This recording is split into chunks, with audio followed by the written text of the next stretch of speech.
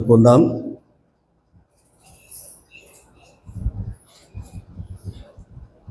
యెషయా గ్రంథము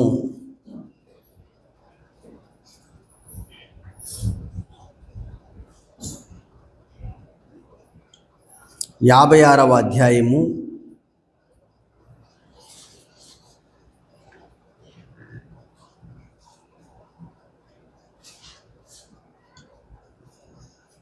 56వ అధ్యాయము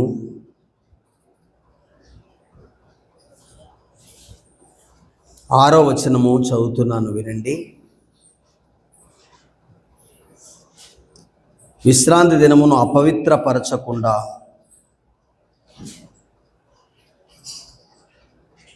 ఆచరించుచు నా నిబంధనను ఆధారము చేసుకొనుచు యెహోవాకు దాసులై యెహోవా నామమును ప్రేమించుచు ఆయనకు పరిచర్య చేయవలెనని ఆయన పక్షమునగా చేరు అన్యులను నా పరిశుద్ధ పర్వతమునకు తోడుకొని వచ్చేదను.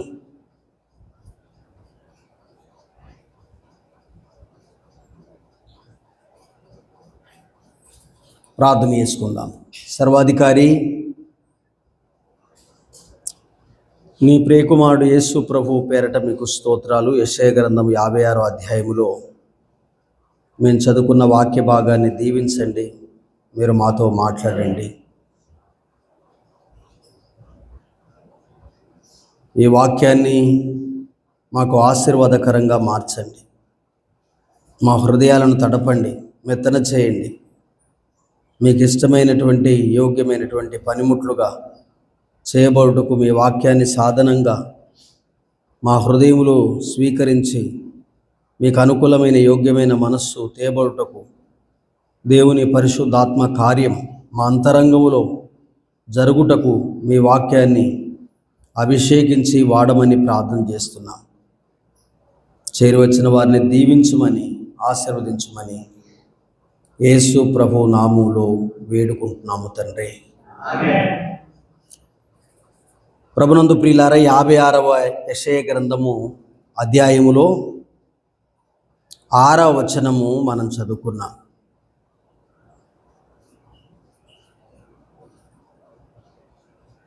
ఇందులో విశ్రాంతి దినమును అపవిత్రపరచకుండా, అంటే విశ్రాంతి దినం ఎలాంటిది చెప్పండి? పరిశుద్ధమైనటువంటి దినం. ఇశ్రాయేలు ప్రజలు విశ్రాంతి దినమును, నా విశ్రాంతి దినమును పరిశుద్ధముగా మీరు ఆచరించవలెను అన్నాడు. తర్వాత విశ్రాంతి దినం పరిశుద్ధమైనదిగా ఎంచవలెను అన్నాడు. మూడవదిగా విశ్రాంతి దినమును అపవిత్ర పరచకూడదు అన్నాడు. విశ్రాంతి దినం ఎలాంటిది? పరిశుద్ధమైనది. రెండవది, విశ్రాంతి దినం పరిశుద్ధమైనదిగా ఎంచాలి. మూడవది, విశ్రాంతి దినమును అపవిత్ర పరచవద్దు అన్నాడు. ఇంతకు విశ్రాంతి దినం అంటే ఏమిటి? దేవుడని యెహోవా 6 దినములలో ఈ సృష్టి యావత్తును చేశాడు. ఎవరు చేశారు చెప్పండి? దేవుడైనా యెహోవా. అందరు గట్టిగా చెప్పాలి. ఎన్ని దినాల్లో చేశాడు? 6 దినాల్లో చేశాడు.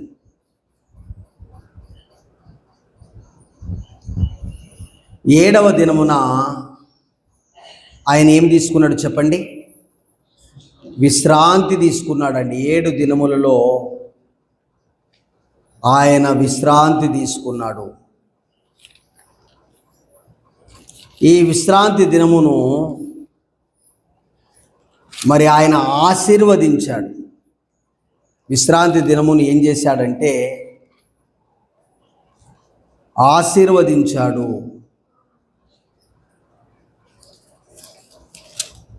ఆదికాండం 2వ అధ్యాయములో మొదటి వచనం చదువుతున్న చూడండి. ఆకాశమును భూమి వాటిలో ఉన్న సమస్తమును సంపూర్తి చేయబడెను. దేవుడు తాను చేసిన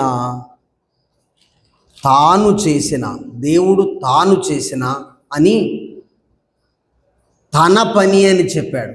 తాను చేసిన తన పని 7వ దినములోగా, 7వ దినము కూడా కాదు, 7వ దినము కూడానే ఉందా, లోగానే ఉందా? 7 దినముల లోగా సంపూర్తి చేశాడు. అంటే 7వ దినం ఇంకేమైనా పని మిగిలిందా చెప్పండి? ఎవరికి మిగిలిలేదు? దేవునికి మిగిలిలేదు. తాను చేసిన పని అంతటిని, తాను చేసిన పని కొంతన అంతటిని నుండి 7వ దినమున ఆయన విశ్రమించెను. ఎవరు విశ్రమించారు చెప్పండి? దేవుడే విశ్రమించాడు.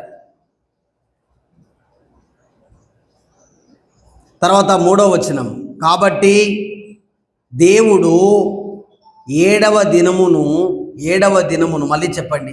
దేవుడు 7వ దినమును ఏం చేశాడు? కాబట్టి 3వ వచనం, కాబట్టి దేవుడు 7వ దినమును ఏం చేశాడు చెప్పండి? 1 ఆశీర్వదించాడు, 2వది ఏం చేశాడు చెప్పండి? పరిశుద్ధపరిచాడు. ఏలైనగా దేవుడు దానిలో తాను చేసినట్టు సృజించినట్టు తన పని అంతటి నుండి విశ్రమించాడు. 3 కార్యాలు జరిగాయి చెప్పండి. 1 ఆశీర్వదించాడు, 2వది పరిశుద్ధపరిచాడు, 3వది చివరి మాట చెప్పండి, విశ్రమించాడు. ఎవరు ఈ పనులు చేశారు? దేవుడే. ఆశీర్వదించిన వాడెవరు? దేవుడే. పరిశుద్ధపరిచిన వాడెవరు? దేవుడే. విశ్రమించిన వాడెవరు? దేవుడే.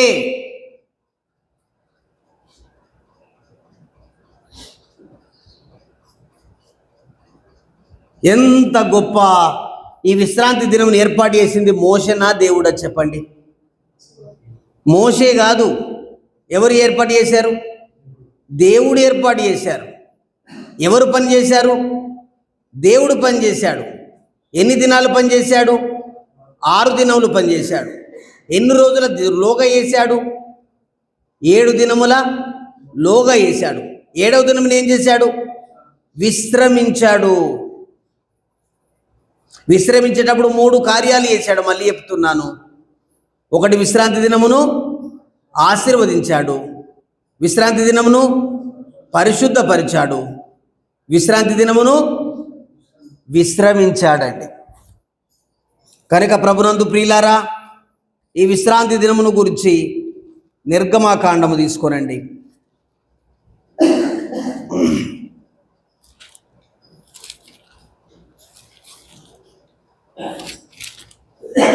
నిర్గమాకాండం 20వ అధ్యాయం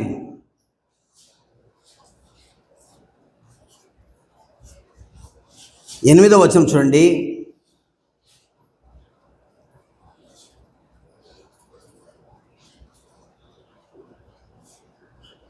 విశ్రాంతి దినమును పరిశుద్ధముగా ఆచరించుటకు,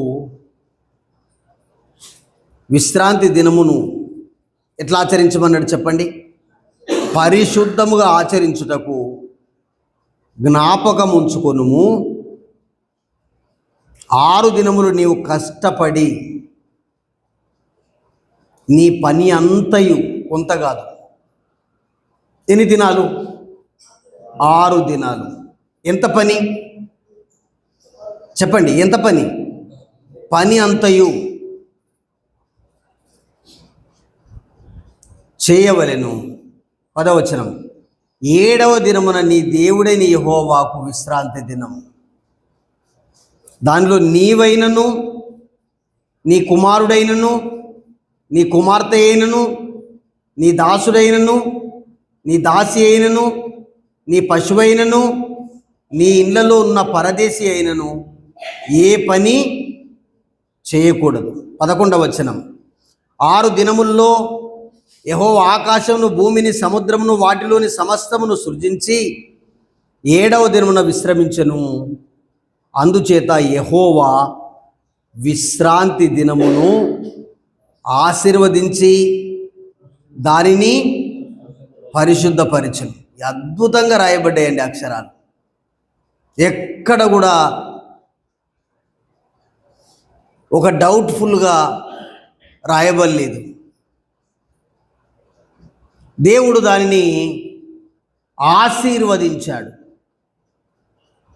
పరిశుద్ధపరిచాడు అనేటువంటి మాటను మనం చూస్తున్నాం. నిర్గమకాండం 31వ అధ్యాయం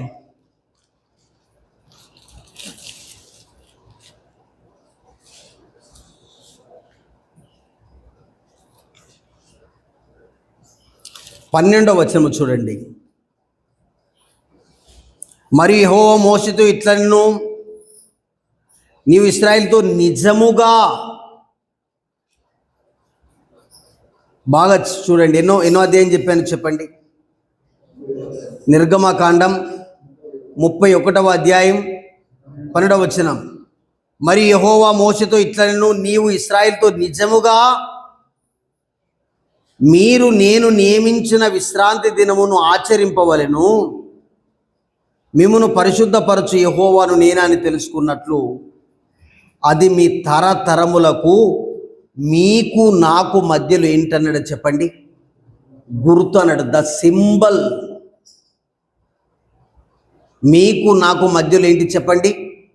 గుర్తు. నాడు ఇశ్రాయేలీయులకు నియమించినటువంటి విశ్రాంతి దినము నేడు పరిశుద్ధులకు ఏంటంటే ఆదివారం.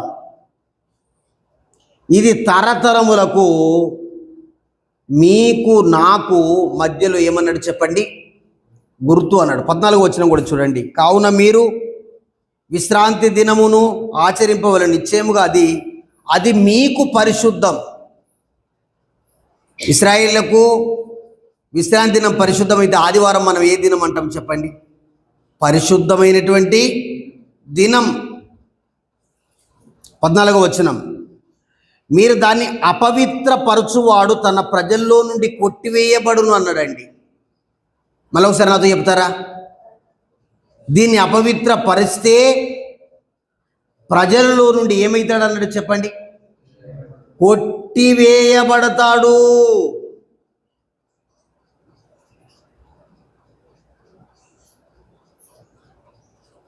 పదిహేనవ వచనం.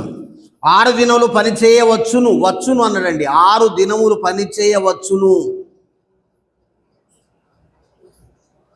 7వ దినం యెహోవాకు ప్రతిష్ఠితమైన, ఇక్కడ ప్రతిష్ఠిత, ఇక్కడ ఎక్కడ కూడా పరిశుద్ధ దినం అని చెబుతూ ఇక్కడ ఇంకొక పదం చేర్చాడండి. ఇదేంటిది?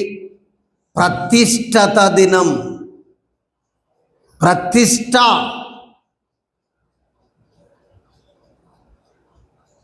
ఆ విశ్రాంతి దినమున పని చేయు ప్రతివాడు తప్పక, అందరి అవుతారండి, తప్పక చదవండి. పని చేయి ప్రతివాడు తప్పక మరణ శిక్ష నొందవలని కూడా కాదండి. నొందవలని అంటే తర్వాత జరిగేది. నొందును అంటే నొందవలెను అంటే ఇంకా ప్రాసెస్ జరగాల్సి ఉంది. నొందును అంటే జరిగేది.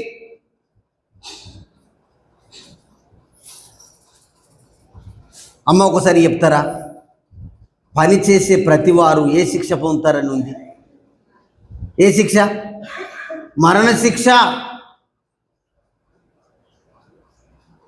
దేవుని వాక్యం చదువుకుంటే మనకు అర్థమవుతుందండి.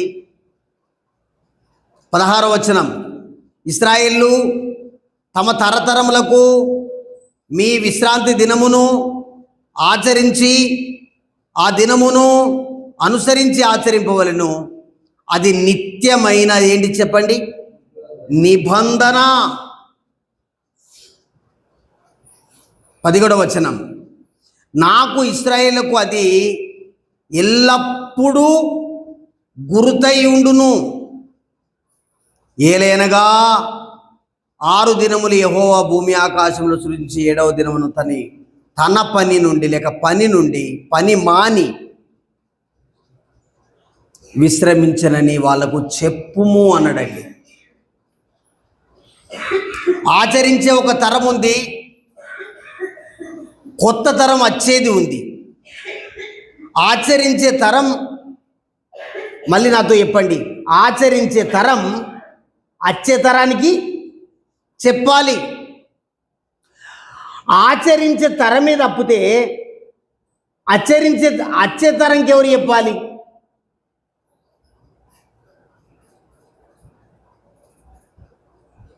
ఆచరించే తరాన్ని గురించి చెప్పాడండి.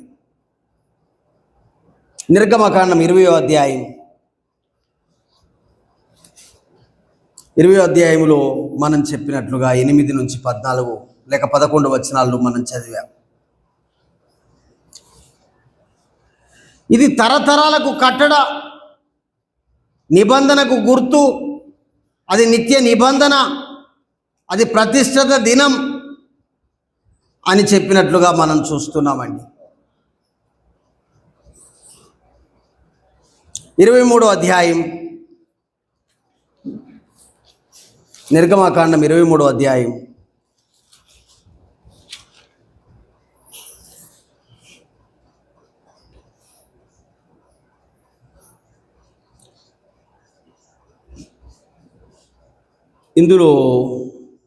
12వ వచనం చూడండి. దయచేసి ఈ వచనాన్ని చాలా శ్రద్ధగా చూడండి. 6 దినములు నీ పనులు చేసి, ఉందండి ఆ మాట, 6 దినములు నీ పనులు చేసి నీ ఎద్దును కానీ నీ గాడిదను కానీ నీ దాసి కానీ నీ దాసి కుమారుడు కానీ పరదేశి కానీ విశ్రమించున్నట్లు 7వ దినమున ఎట్లుండమన్నాడు చెప్పండి? రెస్ట్. ఊరకై ఉండవలెను. ఊరక అంటే ఏమియు చేయకుండా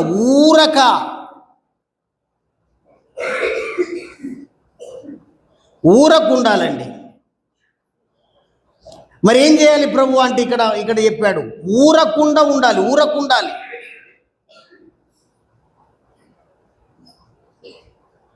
ఊరక ఉండవలెను అనే మాట చూస్తున్నాం. 24వ వచనం చూడండి. 24వ వచనములో,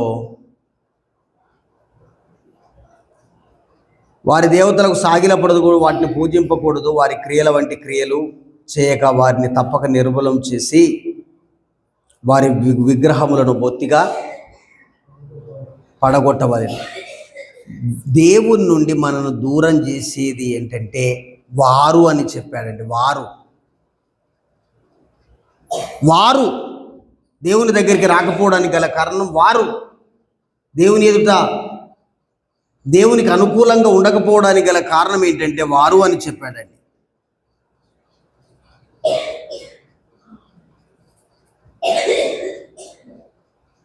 కనుక ఊరకుండా దేవుని సన్నిధిలో నిలవడానికి దేవుడు మనకిచ్చినటువంటి మంచి అవకాశం.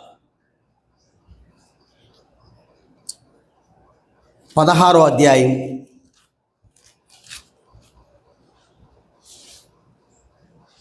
నిర్గమకాండం 16వ అధ్యాయం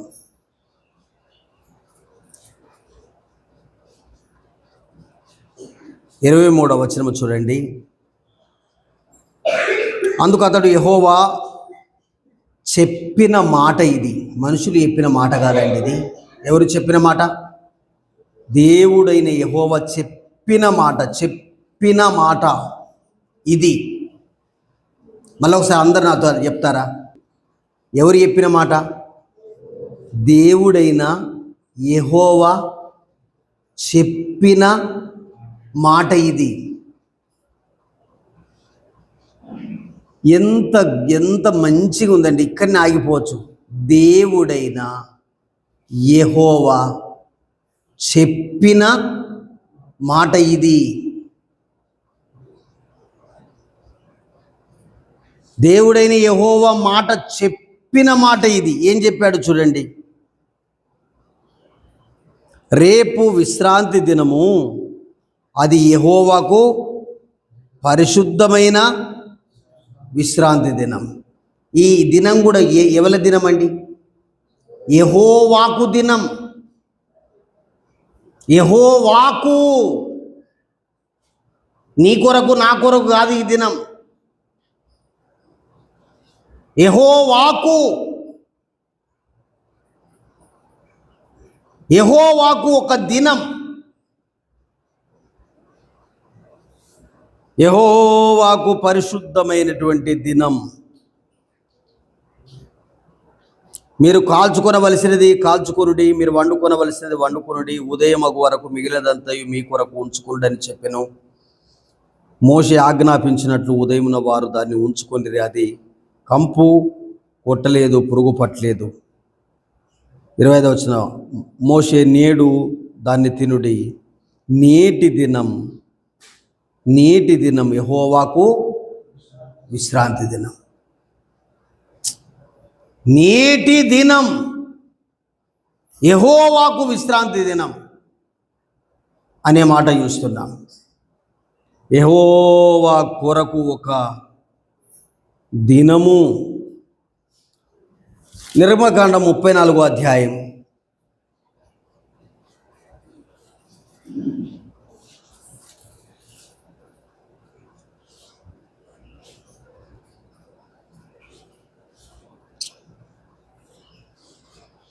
అధ్యాయములో అనేక విషయాలు చదవాలి, కానీ నేను డైరెక్ట్గా 21వ వచనం చదువుతున్నాను చూడండి. 6 దినములు నీవు పనిచేసి 7వ దినమున విశ్రమించవలెను. ఏ కాలాలు చెప్పాడు చెప్పండి. దున్ను కాలమందైనను, 34వ అధ్యాయం 21వ వచనం. దున్ను కాలమందైనను, కోయు కాలం. ఏమంటారు? ఇయ్యాల దున్నకపోతే నా పని ఉత్తదే అంటారు కదండి. ఇయ్యాల ఎట్లన్నా దున్నాలి, అయ్యో వెనకబడిపోతుంది, ట్రాక్టర్ ఇక్కడ దాకా వచ్చింది మళ్ళీ రాదు, ఈ లైన్కు రాదంటారు కొందరు. ఈ విత్తనం ఎత్తి ఇయ్యాలని వేయాలి కానీ మళ్ళీ వేయరాదు అంటారన్నారా? అది దున్నే కాలం. కానీ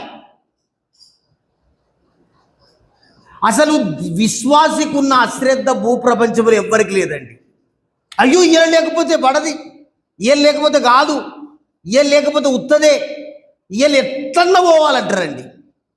అందు గురించి ఏం చెప్పాడు చెప్పండి. ఇది దున్నే కాలమందైనా, మళ్ళీ ఏమన్నాడు చెప్పండి. దున్ను కాలమందైనను కోత కూడా కొయ్యాలి. అయ్యో ఇయ్యల కొయ్యకపోతే మబ్బులు వచ్చినాయి, రేపటి నుంచి ఆనుందట, ఇంట్లోకి అడ్లు రావు, వీట్లకి అడ్లు పోవు, ఇదంతా అంటమానమా? మరి యేసుప్రభుని నమ్మేటప్పుడు బాప్తిసం నీళ్ళకి తీసుకున్నప్పుడు ఆదివారం వస్తావా అంటే అప్పుడు ఏమనాలంటే, ప్రతి విశ్వాసి వినండి, నేను అప్పుడప్పుడు వస్తా అని అనాలి కదండి. నీళ్ళకి పోతారు కదా, ఒక బాప్తిసం ఇచ్చిటైనా బాప్తిసం ఇచ్చేటోళ్ళు, నువ్వు ఆదివారం గుడికి వస్తావు అంటే ఖచ్చితంగా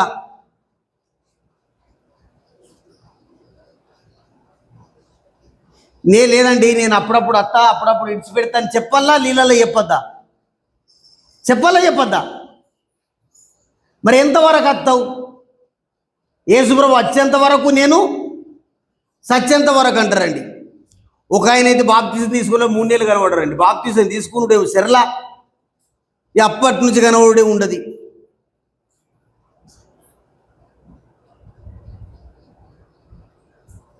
అది దున్నే కాలం కానీ, అది కోసే కాలం కానీ, ఎన్ని అడ్డం వచ్చినా విశ్రాంతి దినం ఆగిపోయేది కాదు అనేటువంటి విషయాన్ని మనం చూస్తున్నామండి. దున్నే కాలమందైనా, అది విత్తే కాలమందైనను, ఆ దినమున మీరు విశ్రమింప వలెను అనేటువంటి మాట చూస్తున్నామండి. ఆ దినం మీరు విశ్రమించాలి.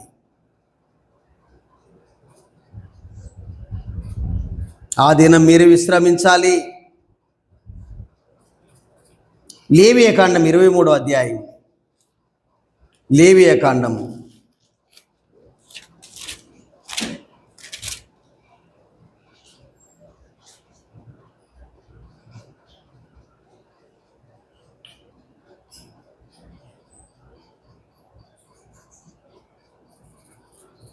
3వ వచనం చదువుతున్నా చూడండి.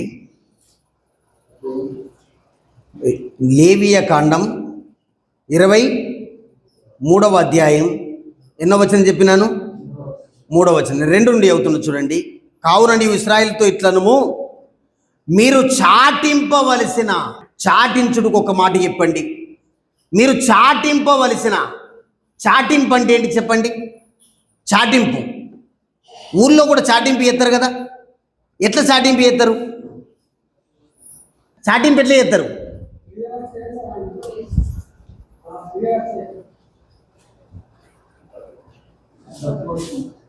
విన్నోళ్ళో మా ఊళ్ళు అంటారండి. విన్నోళ్ళో వినలోళ్ళు ఓళ్ళో అంటారండి. చాటింపు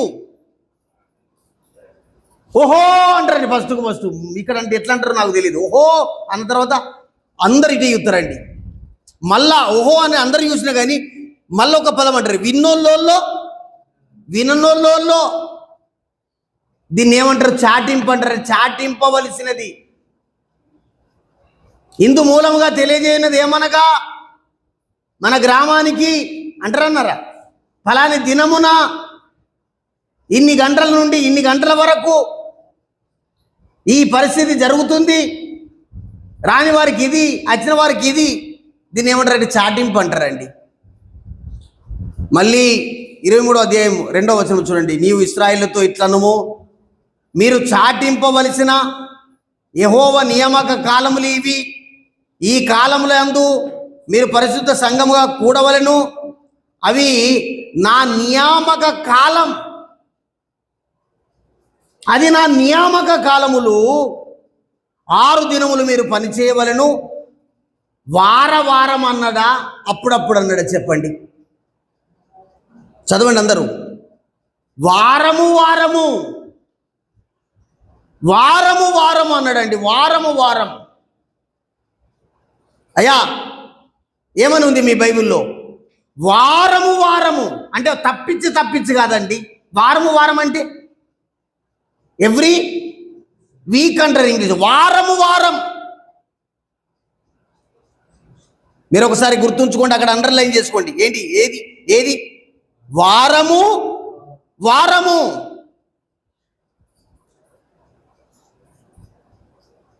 నీవైనా, నీ ఎద్దైనా, నీ గాడిద అయినా, నీ పిండి పిసిక తొట్టైనా, నీ భార్య అయినా, నీ పిల్లలైనా, నీ కుటుంబమైనా, తర్వాత నువ్వు అనుకుంటావు వేరే పరదేశులు వచ్చి వాళ్ళు ఇశ్రాయేలీలు కాదు కదా, నా దగ్గర ఉన్నారు కదా, వాళ్ళు పని చేయొచ్చు అనుకుంటావేమో. నీ పరదేశి కానీ నీ చుట్టూన్న పరదేశులు కూడా విశ్రమించాలన్నాడండి. 6 దినములు పని చేయవలెను. వారం 7వ దినం విశ్రాంతి దినము. అది మళ్ళొక మాట చేరుస్తున్నాడండి. చదవండి. పరిశుద్ధ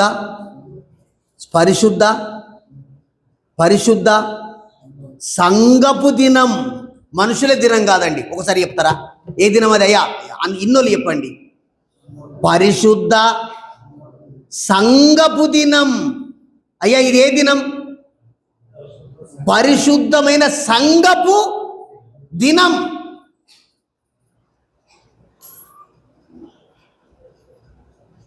పరిశుద్ధ సంఘపు దినం. బైబిల్లో ప్రతి అక్షరం మనల్ని ఎంత వారం ఈ వారం కనిపించి మళ్ళొక వారం కనిపించని దినం కాదు.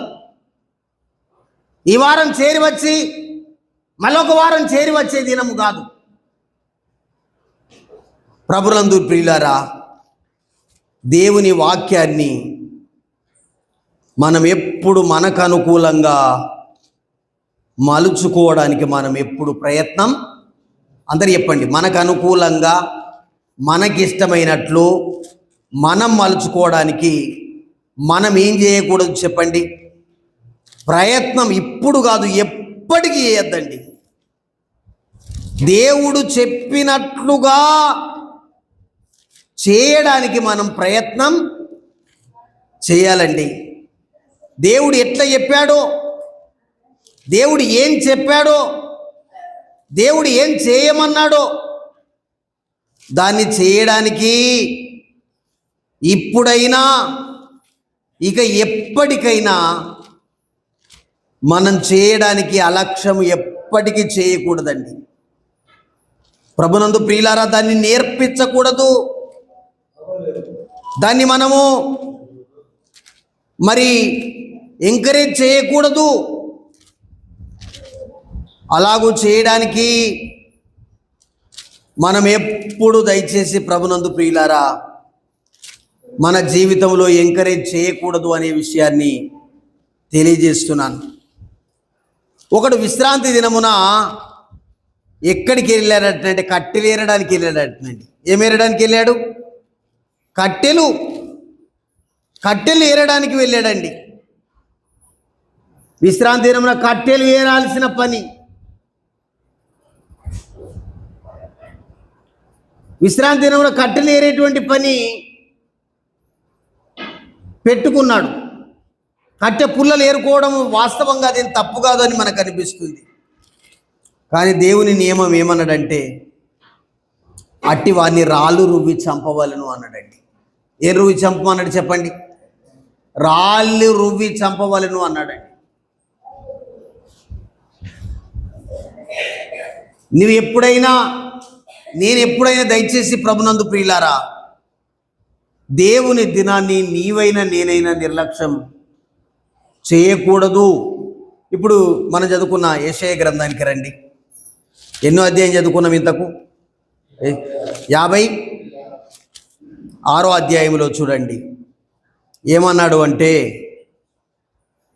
4వ వచనం, నేను నియమించిన విశ్రాంతి దినమును ఆచరించుటకై నాకు ఇష్టమైన వాటిని కోరుకొనుచు నా నిబంధనను ఆధారం చేసుకొనుచు. కనుక చూడండి, నాకు ఇష్టమైనటువంటి విశ్రాంతి దినం అనేటువంటి మాట చూస్తున్నాం. ఇక 6వ వచనం డైరెక్ట్గా మనం చదువుకున్నాం కదా, విశ్రాంతి దినమును అపవిత్రపరచకూడదు. ఒకసారి చూడండి, దీన్నట ఏం పరచొద్దు చెప్పండి? అపవిత్రపరచొద్దు. ప్రభు దినమును అపవిత్రపరచొద్దు అంటే నీవు అపవిత్రంగా ఉండడానికి వీలు లేదు అనేటువంటి విషయాన్ని మనం గమనించాలి.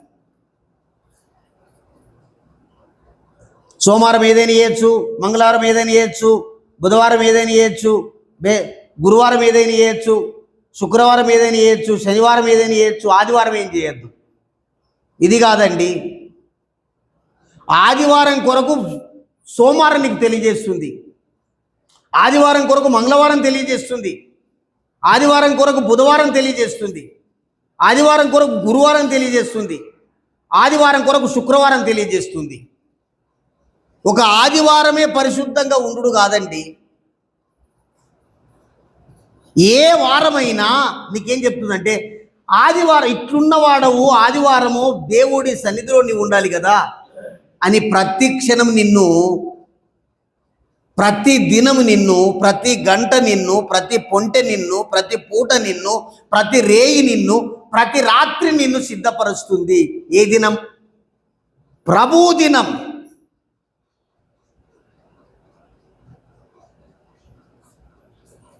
సోమవారం ఏదైనా చేయనిది కాదు, మంగళవారం ఏదైనా చేయనిది కాదు, బుధవారం ఏదైనా చేయనిది కాదు, బేస్తారం ఏదైనా చెయ్యని కాదు, శుక్రవారం ఏదైనా చెయ్యని కాదు, శనివారం ఏదైనా చెయ్యని కాదు.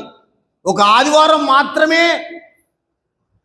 మళ్ళీ ఆదివారం ఎప్పటిదాకా? గుళ్ళెకెళ్ళి బయటకు వెళ్ళేదాకా అనేది కాదండి.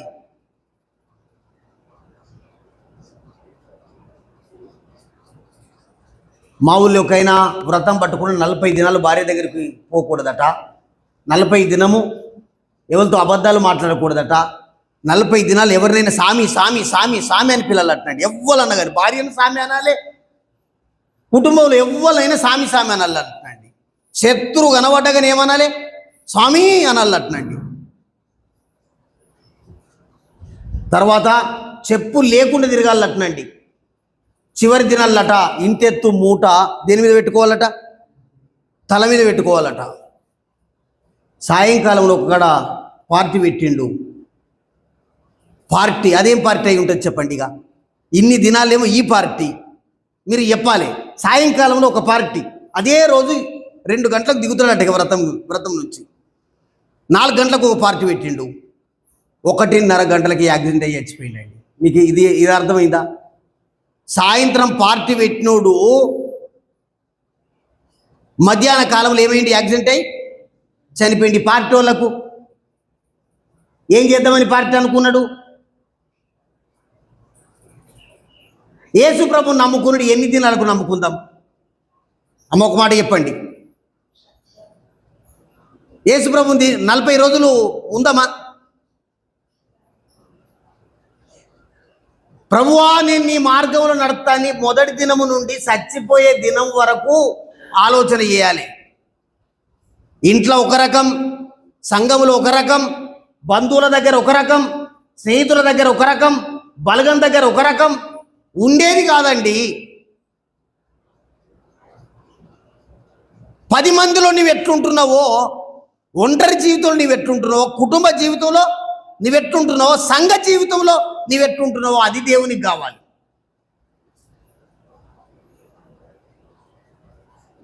అది దేవుడు నీ నుండి కోరుతున్నాడు.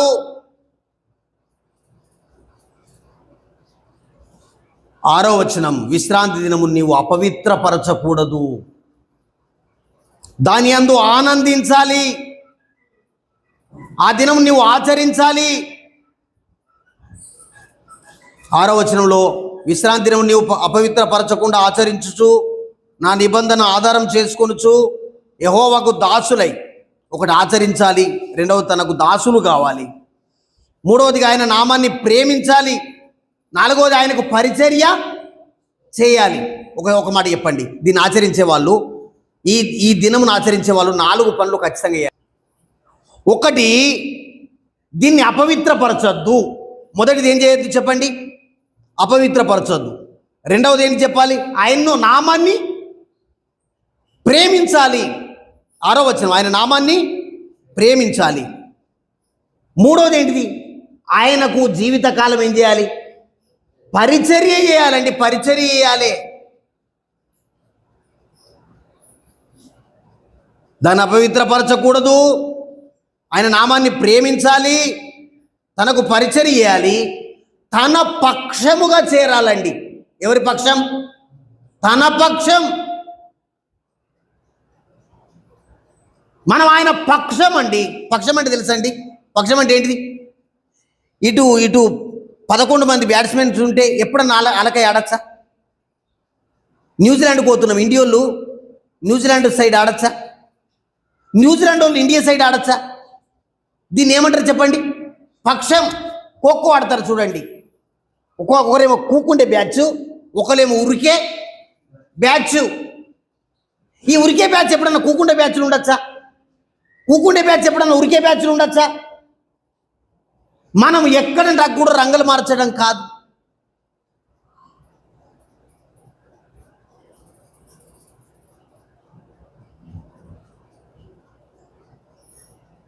కబడ్డీ ఆడతారు చూడండి, ఇప్పుడు ప్రో కబడ్డీ అని ఇప్పుడు మళ్ళీ వస్తాయి కనుక చూడండి, ఏ జట్టుకు ఆ జట్టే. మనం ఎవరి పక్షం అంటే ఈ దేవుని పక్షం. మీరు ఎందుకు ఇట్లుంటారు అని ఇతరులు అనాలండి. మీ మీ మీ మీ పరిస్థితికి మా పరిస్థితికి వేరు ఉంది అయ్యా, మీ పరిస్థితికి మా పరిస్థితి వేరుంది అంటే మాది ఎవరి జట్టు, ఎవరి పక్షం? దేవుని పక్షం. మేము దేవుని బిడ్డలం. లేకపోతే మేము దేవుని బిడ్డలం అనకుండానే వాళ్ళనాలే. వీళ్ళ అలవాట్లకు మన అలవాట్లకు వేరుగా ఉన్నాయి. దానియేలు అన్నాడు, ఏమన్నాడో తెలుసండి? మేము ఆ విగ్రహాలకు బలి ఇచ్చినటువంటి బలుల అర్పణ తినం, ఏం తింటాం, కాయగూరలు తింటాం అన్నాడండి. అంటే దానియేలు మాంసాహారి కదా, మాంసాహారి. కానీ బబులోను దేశంలో ఎప్పుడు దేని కోసి, దేవుళ్ళకు బలి కోసి ఏం చేస్తారు, వంట వండుతారు. అయ్యా నేను ఇంకొకటి ముగింపులో చెప్తున్నాను నేనండి. ఇంట్లోకి పోయిన నువ్వు కోడిని ఎందుకు కొత్తున్నావు? నువ్వు గుడికి రాకు.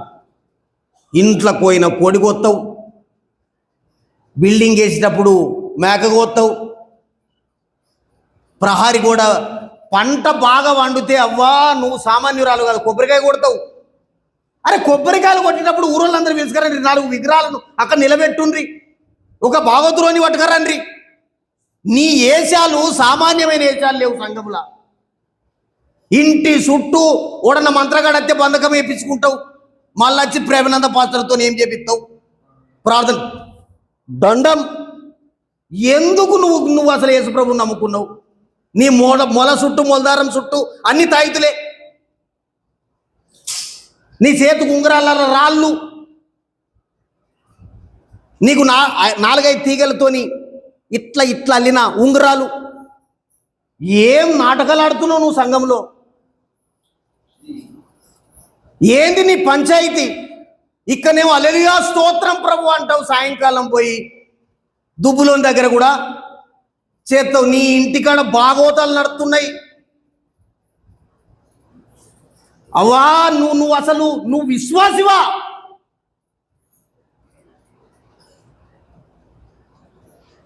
విశ్రాంతి దినం నువ్వు ఆచరించాలంటే 4 పదాలు చెప్పాడు. ఏం చెప్పాడు చెప్పండి, 4 చెప్పండి.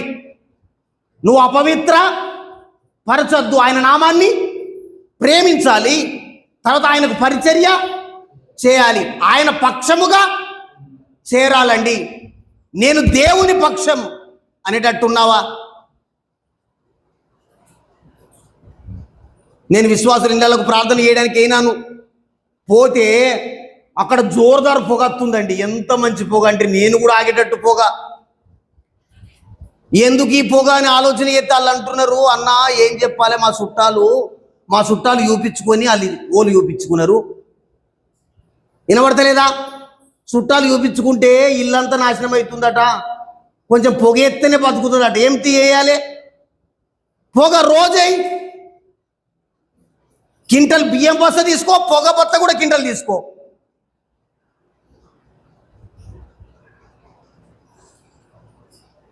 వీళ్ళు విశ్వాసులా?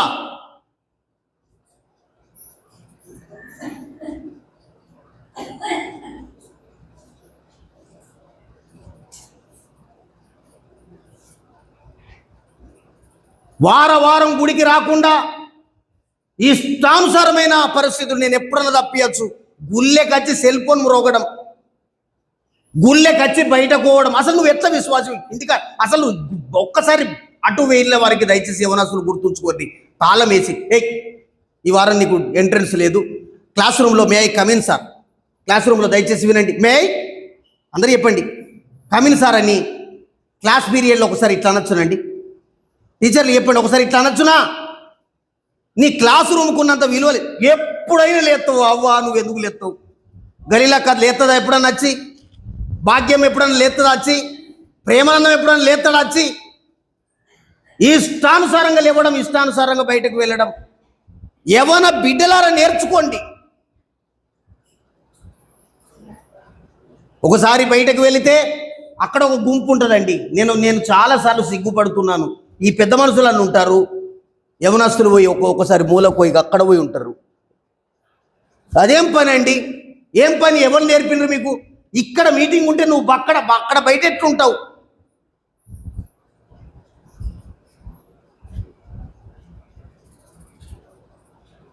మీకు అక్కడేం పని ఉంది?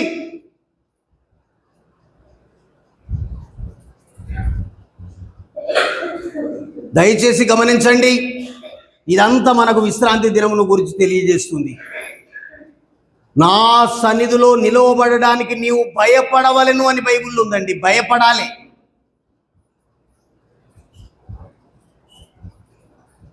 ఈరోజు నీకు ఏం అర్థమైంది? ఈరోజు ముగింపులో ఉన్నాను నేను, బైబిల్ మూసేసింది. ఈరోజు నీకు అసలు వాక్యం ఏం అర్థమైంది?